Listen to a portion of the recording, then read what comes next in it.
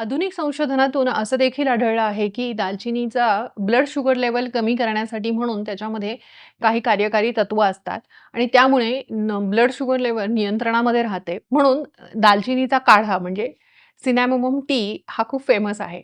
तर तो कसा करायचा? तर दालचिनी तुम्ही अख्खी पण घेऊ शकतात किंवा त्याची पूड घेऊ शकता. शक्यतो पूड घ्या. म्हणजे पाव चमचा दालचिनीची पूड तुम्ही एक अर्धा ते पाऊण कप पाण्यामध्ये, गरम पाण्यामध्ये भिजत घालायची आणि त्याच्यावर झाकण ठेवायचं त्या पाण्यावर. म्हणजे त्याचा अर्क जो आहे तो पाण्यामध्ये उतरतो आणि कोमट झालं की ते पाणी गाळून प्यायचं.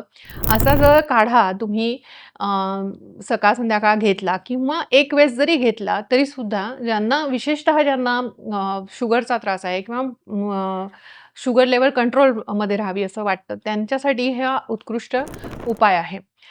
म्हणजे रेग्युलर चहाला हा अतिशय तुमचा चांगली रिप्लेसमेंट आहे ही दालचिनीचा काढा घेणं हे.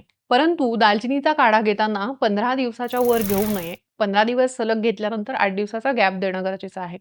कुठलेही काढे जेव्हा दालचिनी, वेलची किंवा कुठल्याही मसाल्याच्या पदार्थांचे काढे घेताना ना, ते जरा उष्ण असतात. वेलची ही त्यातल्या त्यात त्याला अपवाद आहे फक्त की ती थंड असते. त्याच्यामुळे दालचिनी आणि वेलची एकत्र केली तर त्याचा जो गुणधर्म असतो तो कॉम्पेन्सेट होतो वेलचीच्या थंड गुणधर्मामुळे.